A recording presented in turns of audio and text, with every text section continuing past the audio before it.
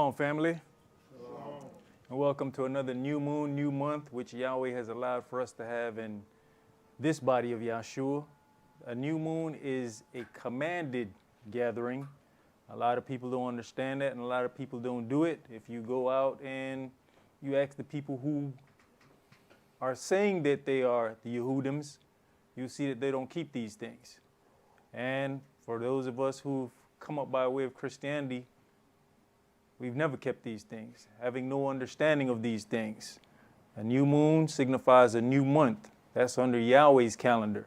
The calendar that we all grew up under is called the Gregorian calendar. Who is that? Pope Gregory created his own calendar, just like we have people trying to have us follow Enoch's calendar. So you see, everybody can come up with their own calendar. The calendar that we're following when it comes to our holy days, the only way you're going to get the holy days is by following Yahweh's calendar. So once again, hey, let's give thanks and praise to the Almighty El that we even have this opportunity and get the understanding of the things commanded. When these things come back into play, we should be way ahead of the game. So with tonight's class, the title is In the Day That You Was Born. Now, y'all gonna have to enjoy or ride with me in a bit of folly, because it was several weeks ago that Elder did a class and we went over Ezekiel chapter 16 was one of the chapters that was in his class, and for some reason I just got stuck on it, and it was like a piece of a puzzle that I just had to put these pieces together. And there's so many pieces to the puzzle that you can just get distracted.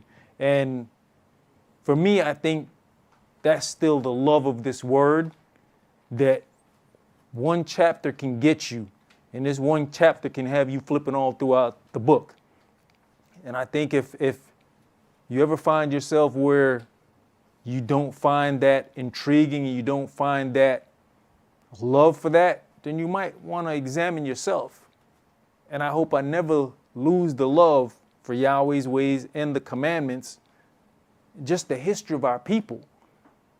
We've gone over several times to find out who we are. Okay, yeah, we Israel. So what? What are we going to do? Keep pep rally about it?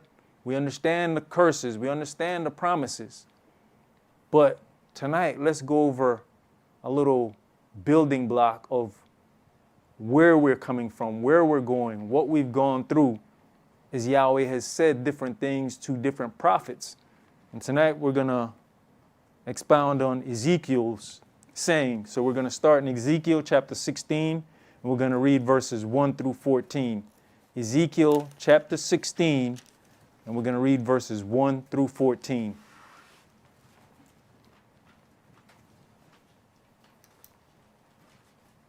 Again, the word of Yahweh came unto me, saying, Son of man, cause Jerusalem to know her abominations, and say, Thus saith Yahweh, Elohim, unto Jerusalem, Thy birth and thy nativity is of the land of Canaan. Thy father was an Amorite, and thy mother an Hittite.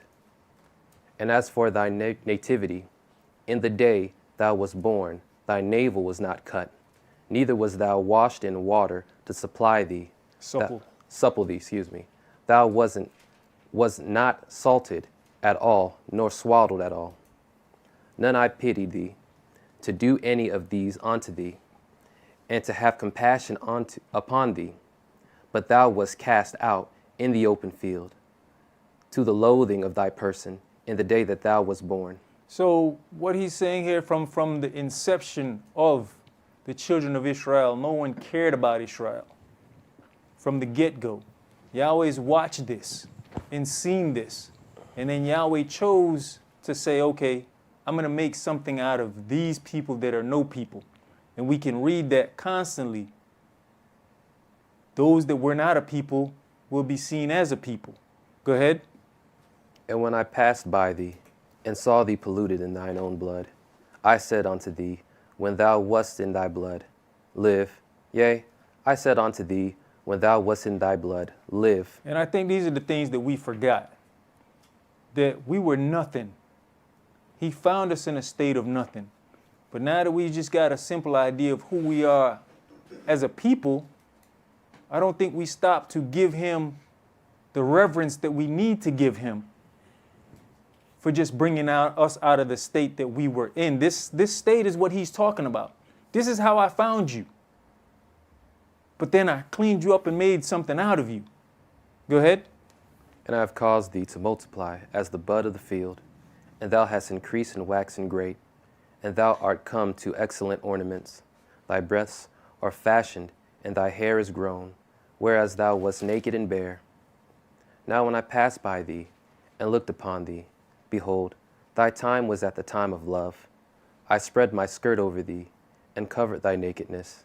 Yea, I swear unto thee, and entered into a covenant with thee, saith Yahweh Elohim, and thou becomest mine. So look at how far we've come. Verse 7, I've caused you to multiply as the bud of the field, and you have increased and waxen great. And you are come to excellent ornaments. Your breasts are fashioned, and your hair is grown, whereas you was naked and bare. We've gone right back to this state of being naked and bare, but by our own choosing. Why? Because we chose not to follow Yahweh's commandments. He allowed us to enter into his house. Got to abide by the house rules. Go ahead. Verse 9. Then washed I thee with water. Yea, I thoroughly washed away thy blood from thee, and I anointed thee with oil. I clothed thee also with broidered work, and sobbed thee with badger skin, and I girded thee with a fine linen, and covered thee with silk. I decked thee also with ornaments, and I put bracelets upon thy hands, and chain on thy neck. And I put a jewelry on thy forehead, and earrings in thine ears, and a beautiful crown upon thine head. Thus wast thou decked with gold and silver, and thy raiment was of fine linen and silk and broidered work. Thou didst eat fine flour and honey and oil, and thou wast exceeding beautiful, and thou did prosper into a kingdom. And thy renown went forth among the heathen for thy beauty, for it was perfect through my comeliness, which I had put upon thee, saith Yahweh Elohim. Now, verse 14, it says, and your renown went forth among the heathen for your beauty. There's a lot of stuff here that we probably need to focus on. But we're going to focus on this word renown. Just remember that. We're going to come back to that word renown. Let's go ahead and set a foundation. Let's go to Genesis chapter 29. Genesis chapter 29, and we're going to read verses 16 through 31. Go ahead, Elder. Before you go on, I want to go over something in Ezekiel 16:3, and he says, your birth and your nativity is of the land of Canaan. Mm-hmm. This is a real clue of how Israel came to be. He says here, your father was an Amorite and your mother an Hittite. These are the people that he told us that that we got to go and take the land from. Right. And it says your nativity is of the land of Canaan. Canaan is a Hamite, an African. So whenever you get to these people that try to tell you that no black people were from the land of Israel, it was black people that had the land before Israel got it. But they try to gloss over that and they won't deal with that. But right here, the whole part of your birth and your nativity is of the land of Canaan. It is explaining the people who had the land before Israel got it. So it was always black. He went from one set of black people to another set of black people. Right. And we can also see that indignation that those people continuously have against us. Mm-hmm. They don't have it with the people that's in the land, not the way they have it with us. Right, right. And what's interesting, when you backtrack and go and figure out who Canaan is, it goes right back to Ham and his brother Cush, or Ethiopia. Right.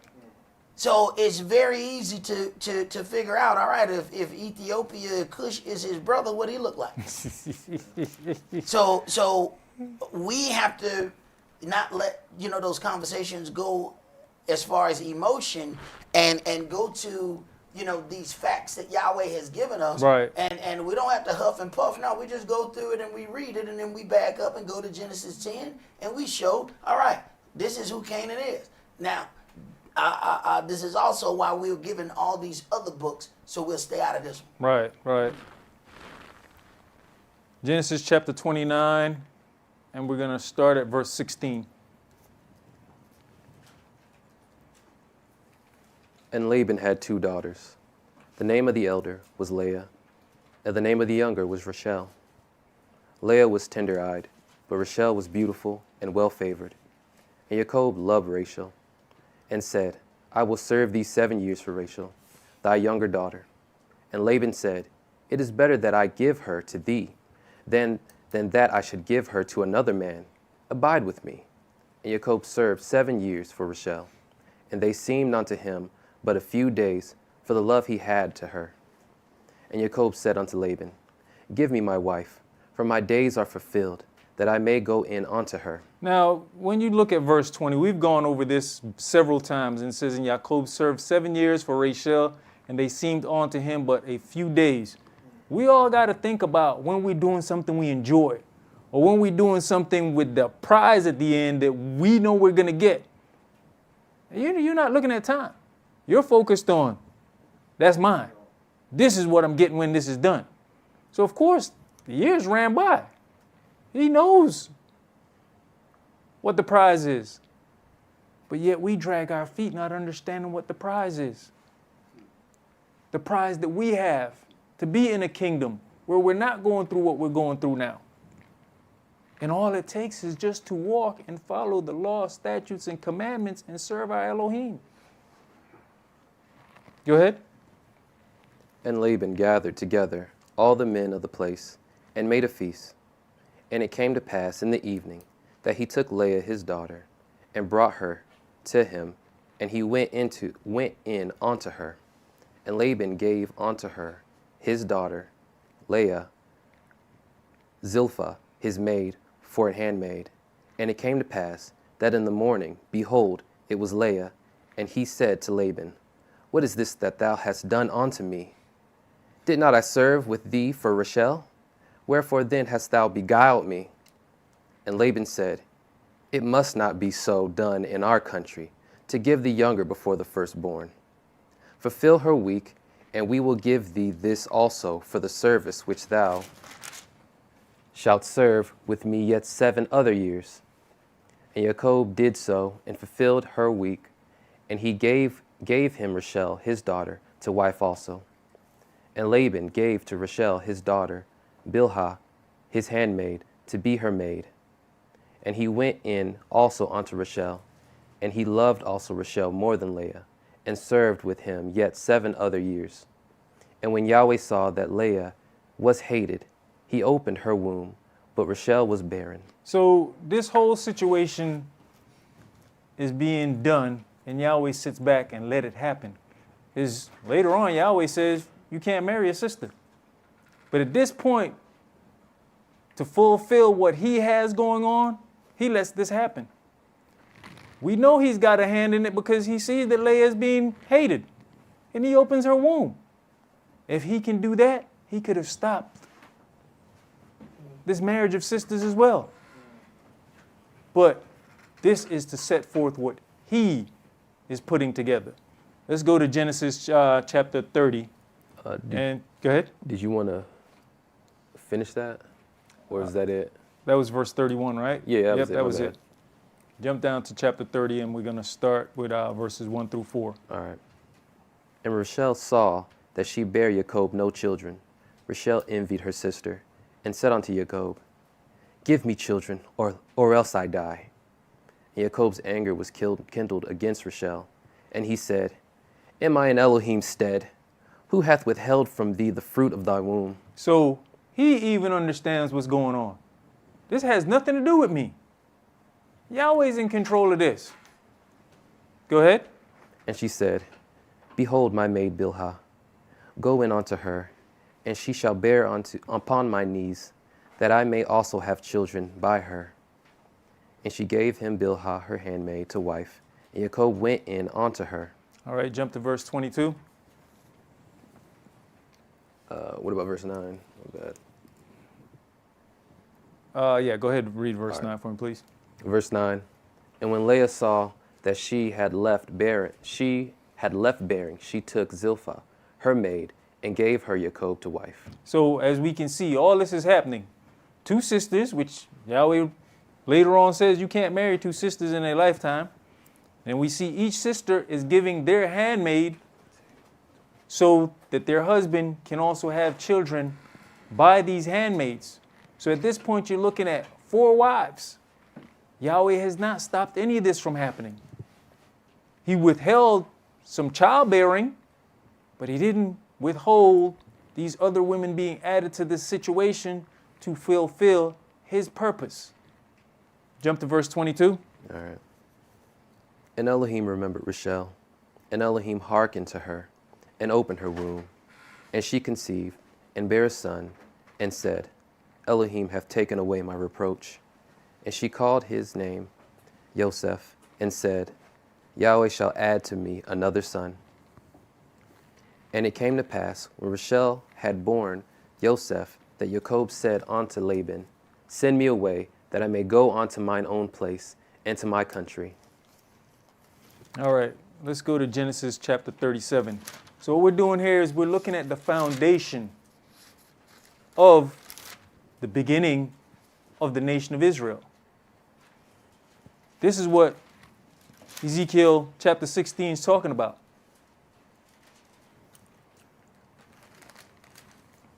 Genesis chapter 37 and start at verse 31, please. And they took Joseph's coat, and killed a kid of the goats, and dipped the coat in the blood. And they sent the coat of many colors, and they brought it to their father, and said, This have we found. Know now whether it be thy son's coat or no. And he knew it, and said, It is my son's coat. An evil beast has devoured him. Joseph is without a doubt rent in pieces. And Jacob rent his clothes, and put sackcloth upon his loins, and mourned for his son many days. And all his sons and all his daughters rose up to comfort him, but he refused to be comforted. And he said, For I will go down into the grave unto my son mourning. Thus his father wept for him. So we look at the land of the nativity. You're talking about being polluted in blood. I met you were polluted in blood. Look what's going on with the situation with Joseph. They killed an animal, dipped his coat in the blood, and presented it as he's being dead. Where are we going now? Let's jump to, let's go to Exodus chapter 1. Ezekiel said, And when I passed by you and saw you polluted in your own blood. So let's go to Exodus chapter 1, and we're going to read verses 8 through 22. Now there rose up a new king over Egypt, which knew not Joseph. And he said unto his people, Behold, the people of the children of Israel are more and mightier than we. Come on, let us deal wisely with them, lest they multiply. And it come to pass that, when there falleth out any war, they join also unto our enemies, and fight against us, and so get them up out of the land. So verse 9, And he said unto his people, Behold, the people of the children of Israel are more and mightier than we. What did Yahweh say? I have caused you to multiply as the bud of the field, and you've increased and waxen great. That's what was said in Ezekiel. That's what Pharaoh was worried about. But Yahweh's got a hand in all this. Go ahead. Therefore they did set over them taskmasters, to afflict them with their burdens. And they built for Pharaoh treasure cities, Pithom and Ramus. But the more they afflicted them, the more they multiplied and grew. And they were grieved because of the children of Israel. And the Egyptians made the children of Israel to serve with rigor. And they made their lives bitter with hard bondage, in mortar and in brick, and in all manner of service in the field. All their service wherein they made them serve was with rigor. And the king of Egypt spake to the Hebrew midwife, and which of the name and of which the name of one was Shiphrah, and the name of the other Puah. And he said, when ye do the office of a midwife to the Hebrew women, and see them upon the stool, if it be a son, then ye shall kill him. But if it be a daughter, then she shall live. But the midwives feared Elohim, and did not as the king of Egypt commanded them, but saved the men children alive. And the king of Egypt called for the midwives, and said unto them, why have ye done this thing, and have saved the men children alive? And the midwife said unto Pharaoh, because the Hebrew women are not as the Egyptian women, for they are lively, and are delivered ere the midwives come in unto them. Therefore Elohim dealt wisely with the midwives, and the people multiplied and waxed very mighty. And it came to pass, because the midwives feared Elohim, that he made them houses. And Pharaoh charged all the people, saying, every son that is born ye shall cast into the river, and every daughter ye shall save alive. So once again, we can see the pollution of the sons of Israel. We're polluted in our own blood. They're being killed off. So that one little scripture in Ezekiel has so much in it. But are you willing to run and put the pieces of the puzzle together just to see that it's just not some great tale that he's telling? Because that's what happens with us, is we forget the past, and somebody's telling us something, and it's like we heard before, we were never slaves to no man. That's because you don't remember the past. It says that we're supposed to teach these things. So every now and again, it's necessary for us to get into something and break it down and go back and put all the pieces to the puzzle together so that we understand where we're coming from. We got to keep backing up to understand where we're coming from. They say if you don't know your past, you can't know your future, or you're bound to repeat your past. Let's jump to Exodus chapter 2 and start at verse 23, please. And it came to pass in process of time that the king of Egypt died, and the children of Israel sighed by reason of the bondage, and they cried, and their cry came up unto Elohim by reason of the bondage. And Elohim heard their groaning, and Elohim remembered his covenant with Abraham, and with Isaac, and with Jacob. And Elohim looked upon the children of Israel, and Elohim had respect unto them. And when you go back to Ezekiel, I swear unto you and entered into a covenant with you, says the Adonai Yahweh, and you became mine. Here's that covenant. We can go back that a covenant was made with Abraham. A covenant was made with Esaac. A covenant was made with Jacob. And then there was a covenant that was made with the whole nation of Israel. Let's go to Exodus chapter 14.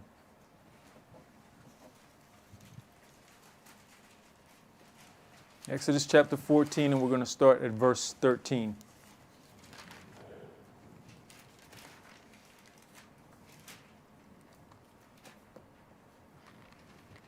You have people spending so much time trying to find mysticism in the book, and we still don't even understand our heritage.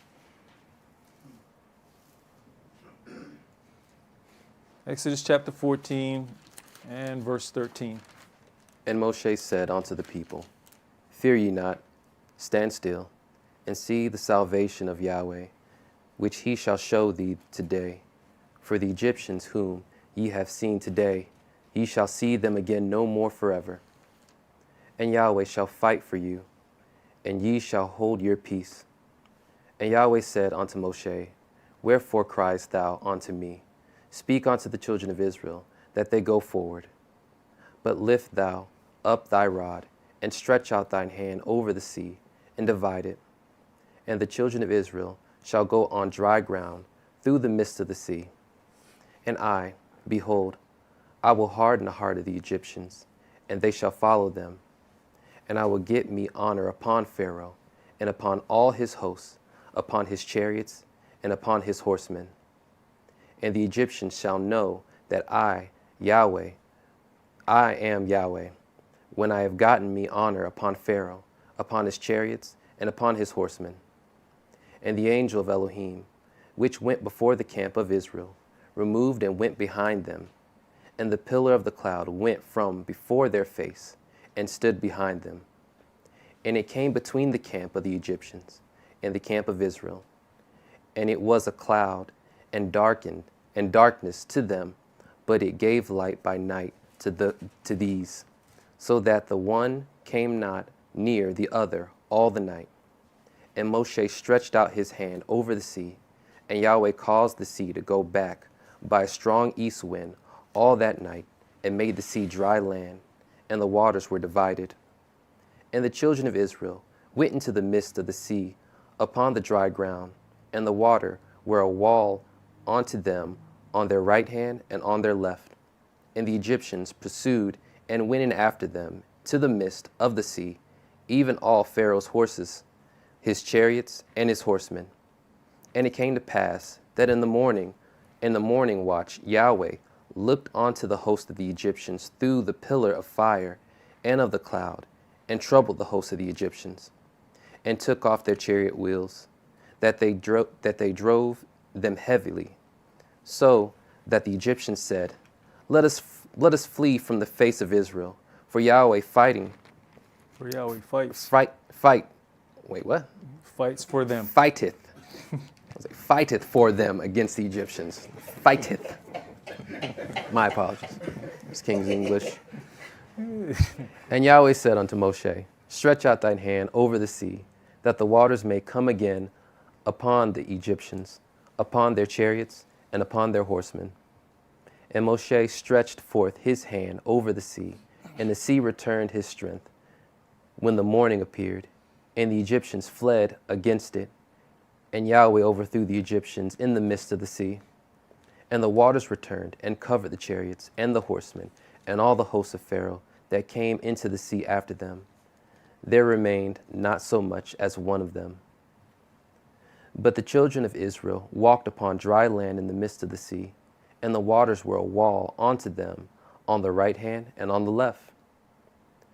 Thus Yahweh saved Israel that day out of the hand of the Egyptians, and Israel saw the Egyptians dead upon the seashore.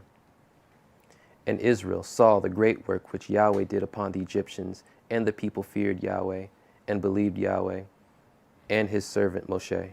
Verse 29, But the children of Israel walked upon dry land in the midst of the sea, and the waters were a wall upon them on the right hand and on their left. In Ezekiel, he stated, when you were polluted in your blood, I washed you. But a lot of people don't see there's a washing going on. And not only that, he says, Thus Yahweh saved Israel that day out of the hand of the Egyptians. Baptism. How do we get saved? You got to go through the baptism. Now, just because it's not openly said in this verse that there was a baptism being done, let's go to 1 Corinthians chapter 10.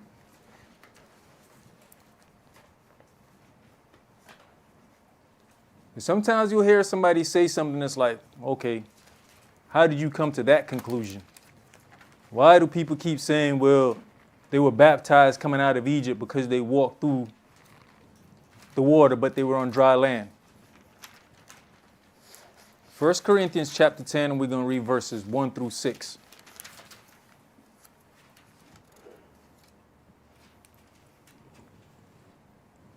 Moreover, brethren, I would not that ye should be ignorant, how that all our fathers were under the cloud, and all passed through the sea, and were all baptized unto Moshe in the cloud and in the sea. Read that again. And we were all baptized unto Moshe in the cloud and in the sea. Okay. Just so y'all don't think that we just keep throwing something out there when we say they got baptized coming out of Egypt when they walked through the wall of water. Go ahead. And did all eat the same spiritual meat, and did all drink the same spiritual drink, for they drank of the spiritual rock that followed them, and that rock was the Mashiach. So, for those who wonder, was Christ in the Old Testament? According to that, he was, right? And they did all drink the same spiritual drink, for they drank of that spiritual rock that followed them, and that rock was Yahshua. So when Yahshua says, eat my flesh and drink my blood, was that a new concept? Or was the children of Israel already taking part in the eating of his flesh in the Old Testament? Go ahead. But with many of them, Elohim was not well pleased, for they were overthrown in the wilderness. And we have another wilderness journey. What's going to happen in the wilderness? Many of them are going to be overthrown in the wilderness.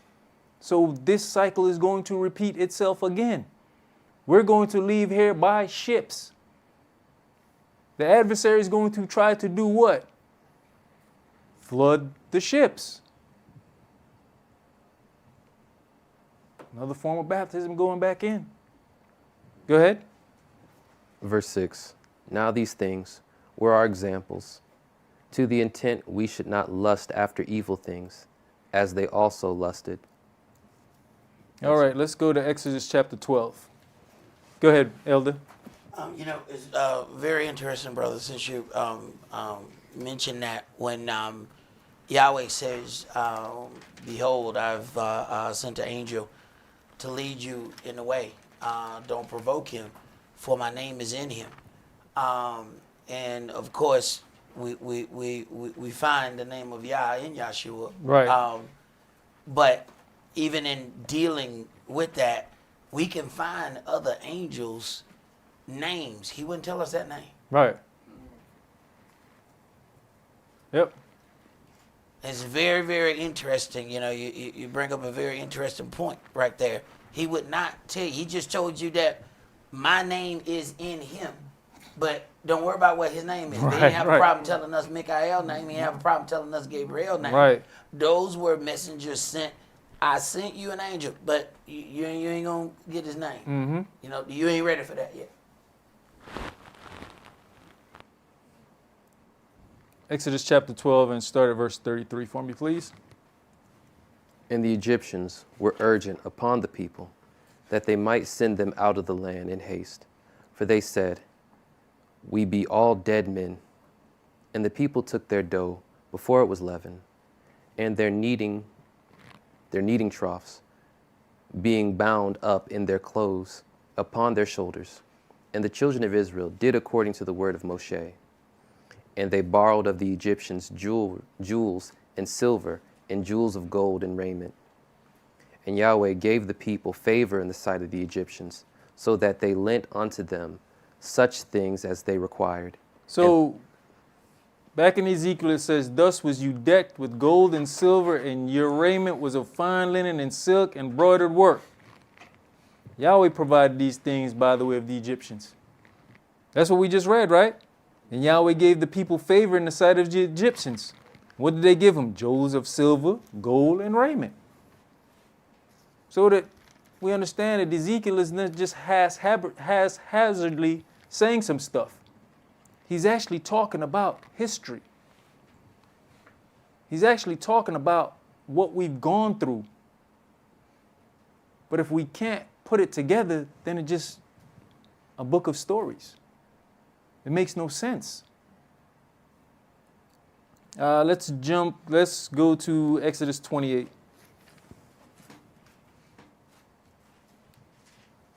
Exodus chapter 28, and we're going to read verses 1 through 27.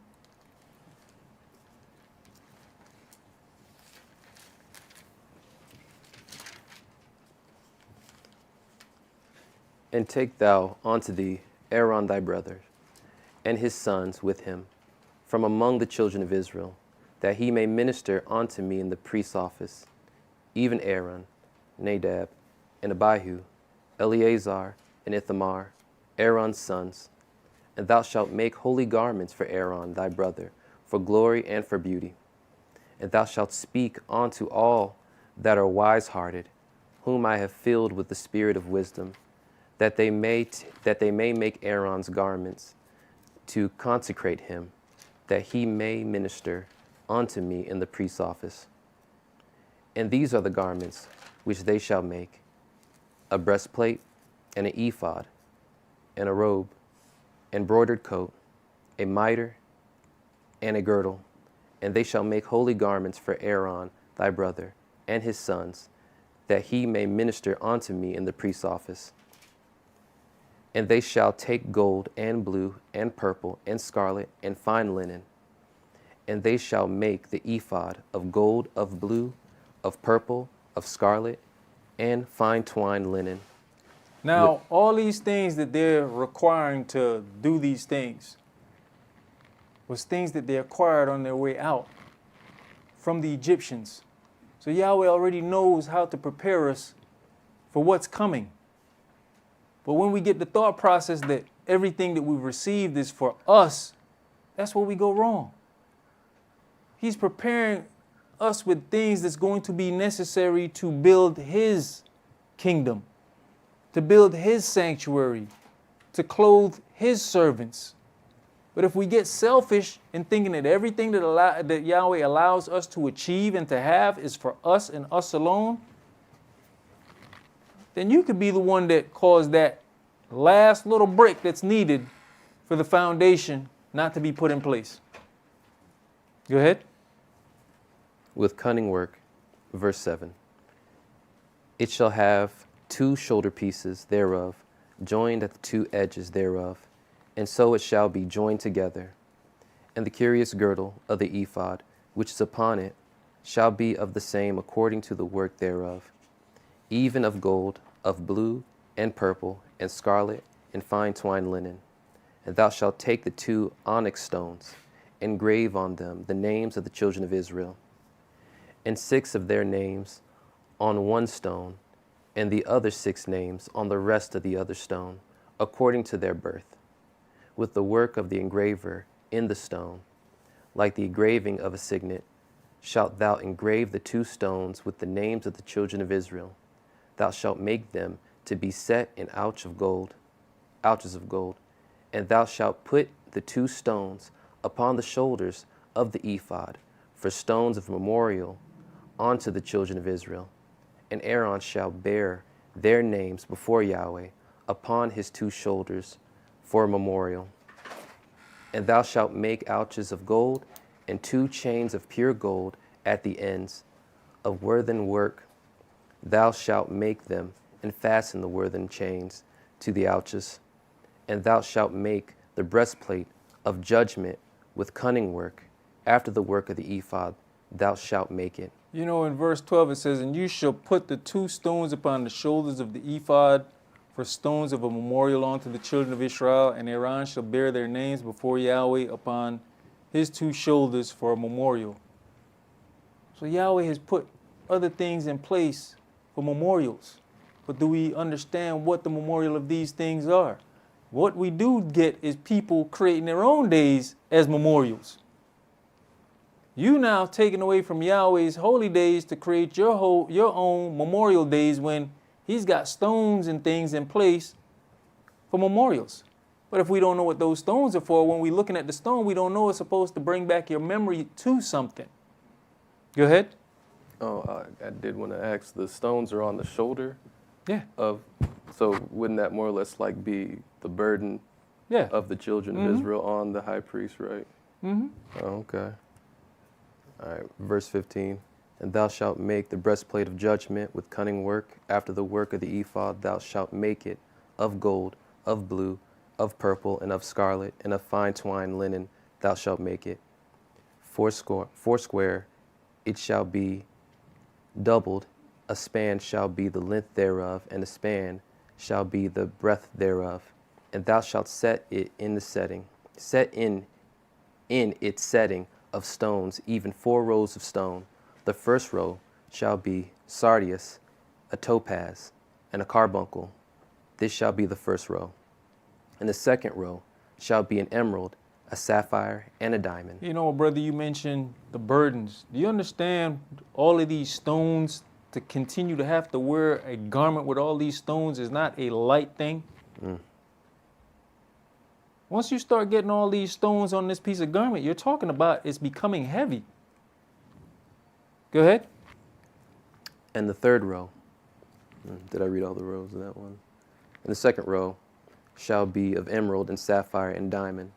Verse 19. And the third row of lingar and agate and amethyst. And the fourth row a beryl and an onyx and a jasper. They shall be set in gold in their enclosing. And the stones shall be with the names of the children of Israel, 12 according to their names, like the engravings of a signet. Every one with his name shall they be according to the 12 tribes. And thou shalt make upon the breastplate chains at the end of the worthen work of pure gold. And thou shalt make upon the breastplate 2 rings of gold, and thou shalt put the 2 rings on the 2 ends of the breastplate.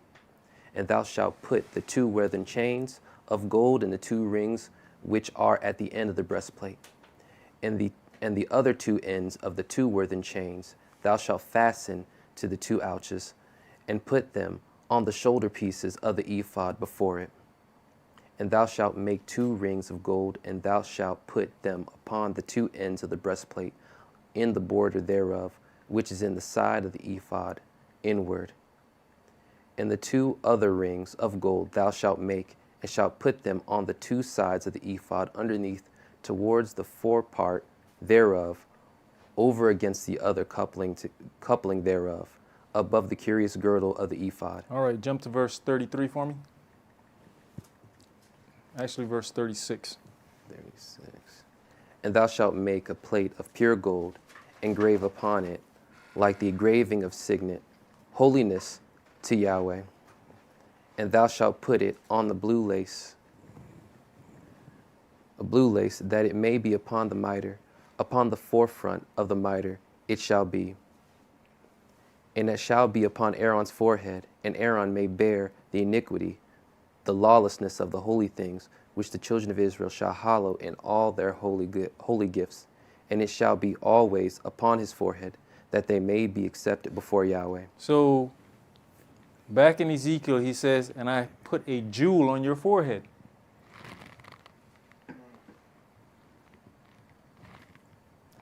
Even though this is on the high priest's head, he's still representing the whole nation Israel.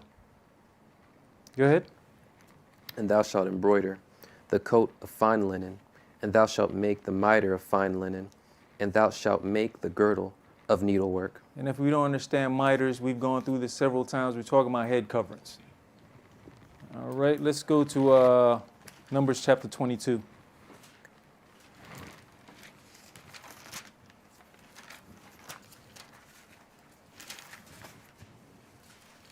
One little statement in Ezekiel. See how much different books and stuff we can cover with just that one statement.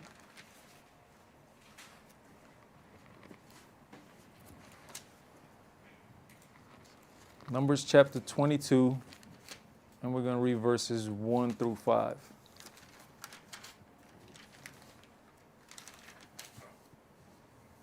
And the children of Israel set forward and pitched in the plains of Moab, on this side of Jordan, by Jericho. And Balak, the son of Zippor, saw all the Israel had done unto the Amorites. And Moab was sore afraid of the people, because they were many, and Moab was distressed because of the children of Israel. And Moab said unto the elders of Midian, Now shall this company lick up all that are round about us, as the ox licketh up the grass of the field? And Balak the son of Zippor was king of the Moabites at that time. And he sent messengers therefore unto Balaam the son of Beor to Pethro, which is by the river of the land of the children of his people, to call him, saying, Behold, there is a people come out from Egypt.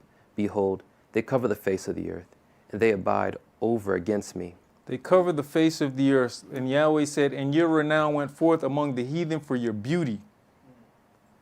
Can we just imagine? Let's just picture this sight of our people moving, coming out of the wilderness. What a beautiful sight that's got to be. But then we understand that even us congregating, which they call loitering, on a corner, how scary that is to other people. Just to see us en masse is frightening to other nations. But if we sit back and watch ourselves in a movement, it is beautiful. You think back to the movie with Malcolm X, the unison in the movement. What did he say? That's too much power for one to have. But when we move in unison, when we moving in culture, dressed in culture, man, just picture it. It's got to be beautiful. It's so beautiful it scared him. This man running for help already and don't even know what's going to happen. But what? Like Yahweh said, nations going to know, hear the renown of y'all. Once again, let's keep in mind that word renown, because it's fitting for us when you use the name or you use the word renown. Let's go to Joshua chapter 9. Joshua chapter 9.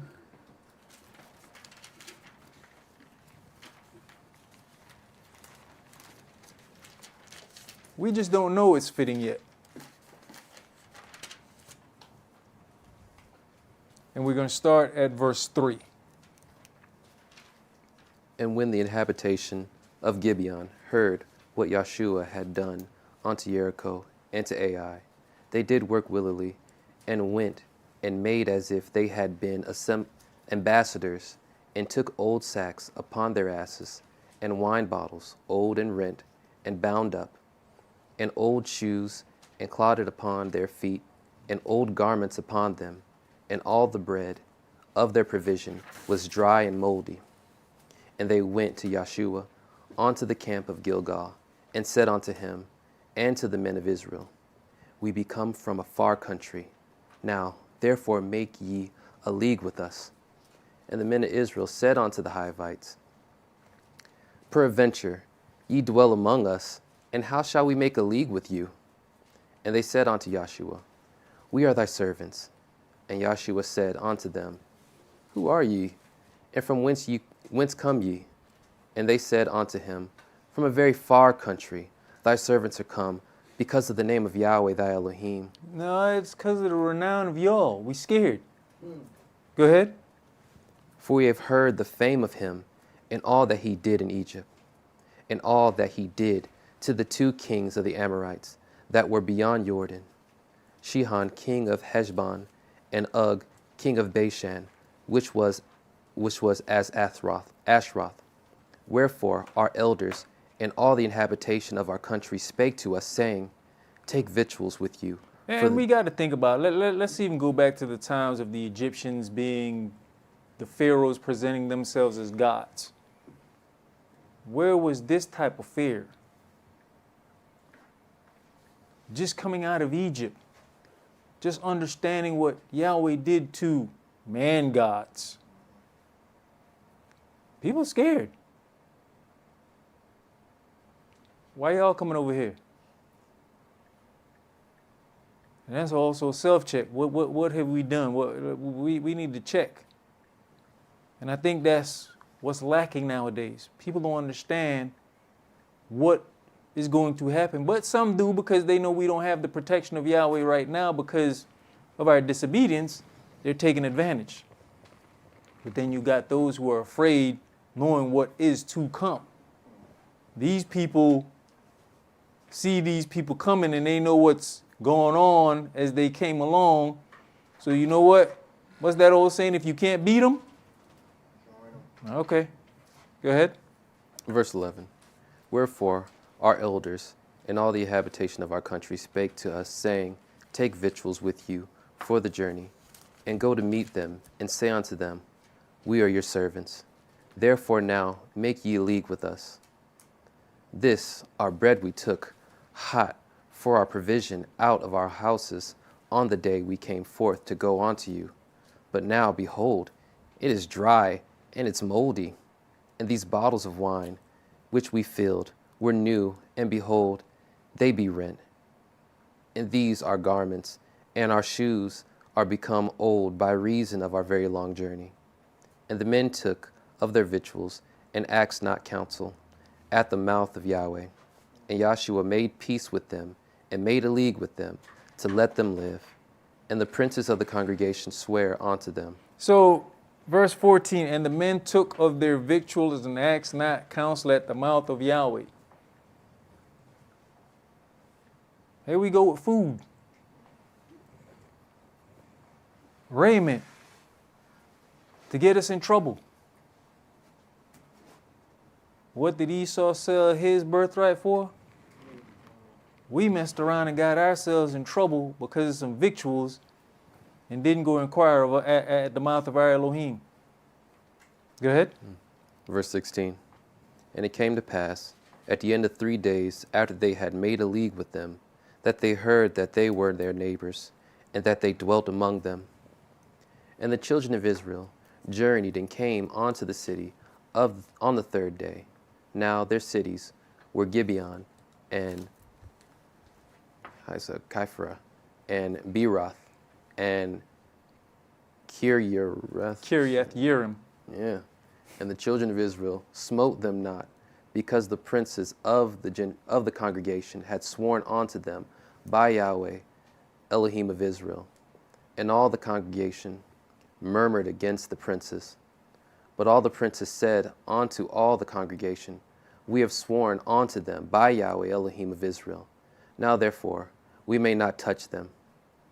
This we will do to them. We will even let them live, lest wrath be upon us, because of the oath we had sworn unto them. And the princes said unto them, let them live, but let them be hewers of wood and drawers of water unto all the congregation, as the princes had promised them. Now, in this situation, okay, we did not seek Yahweh's advice. We made a decision. But when we realized that it was a bad decision, we didn't just jump off the handle and say, well, you tricked us. Backed up and look at our part in this. When we make decisions, you always got to look at all the sides. How did you play a part in it? We played a part by not seeking counsel.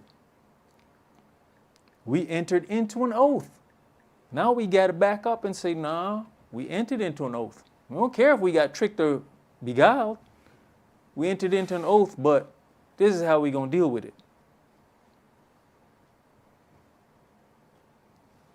Got to find the righteousness in how to deal with oaths that you have entered into.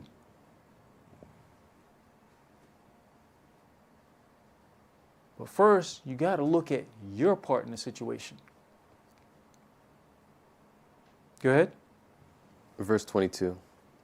And Joshua called for them, and he spake unto them, saying, wherefore have ye beguiled us, saying, we are very far from you, when ye dwell among us? Now therefore ye are cursed, and there shall none of you be freed from being bondmen, and hewers of wood, and drawers of water for the house of my Elohim.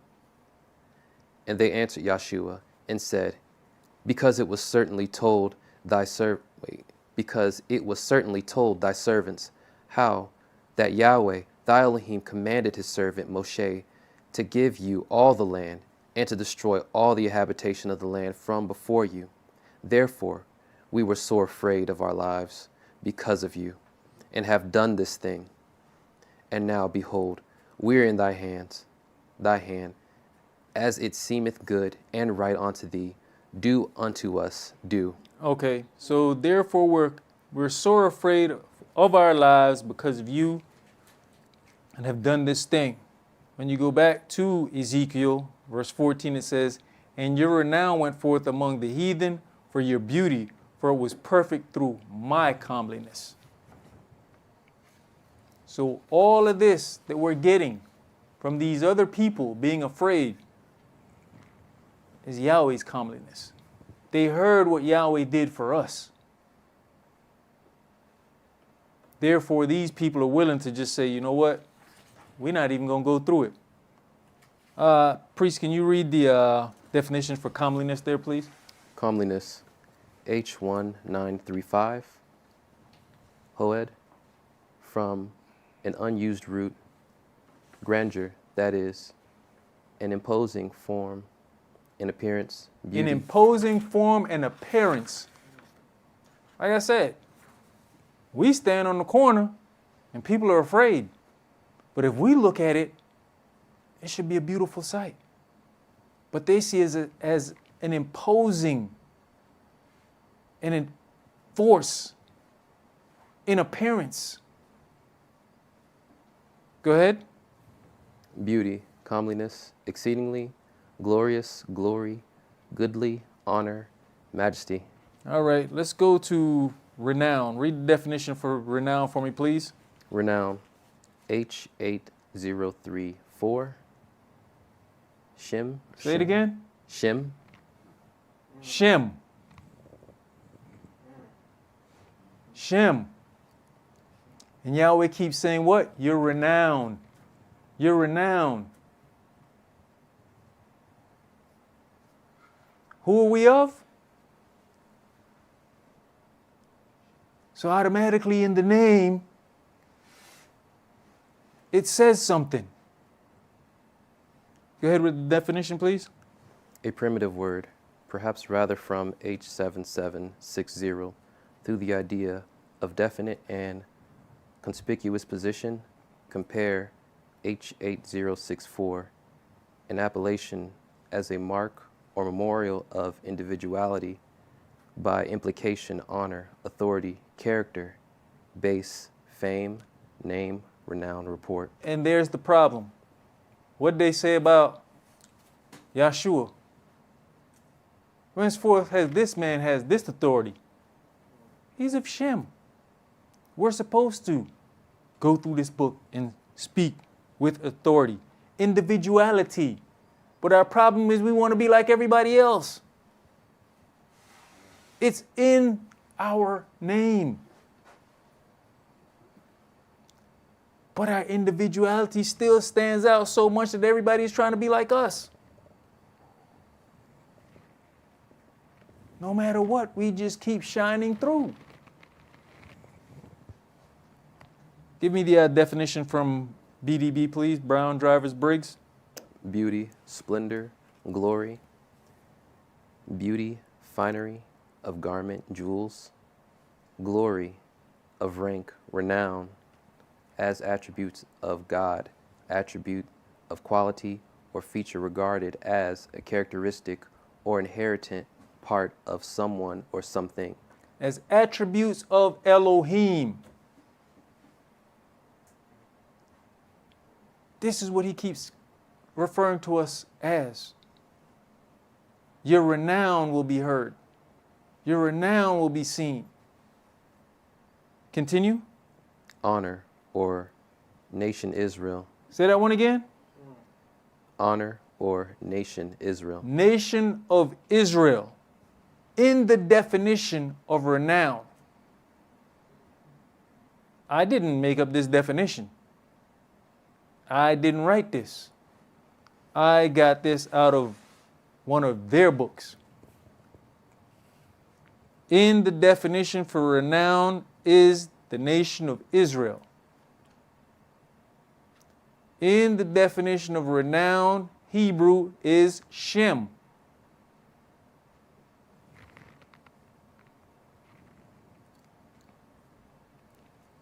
Did you read that last one? Glorying, boasting of individual. All right, let's hear the conclusion. Let's go to Matthew chapter 5. Just so we understand who we are as a people when we say we're Shemites. Just that word alone, what comes along with it.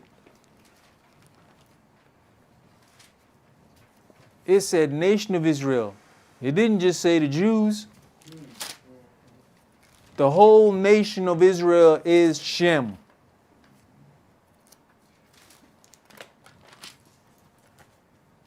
Matthew chapter 5, and we're going to read verses 13 through 16. Ye are the salt of the earth. But if the salt have lost its savor, wherewith shall it be salted? It is thenceforth good for nothing, but to be cast out and to be trodden under foot of men. Ye are the light of the world. A city that is set on a hill cannot be hid. Neither do men light a candle and put it under a bushel, but on a candlestick, and give it light unto all that are in the house. Let your light so shine before men that they may see your good works and glorify your Father which is in heaven. All right. It says, you are the salt of the earth, but if the salt have lost his savor, wherewith shall it be salted? You got to ask ourselves, how does salt lose its savor?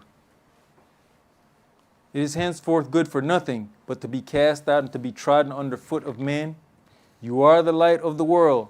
A city that is set on a hill cannot be hid.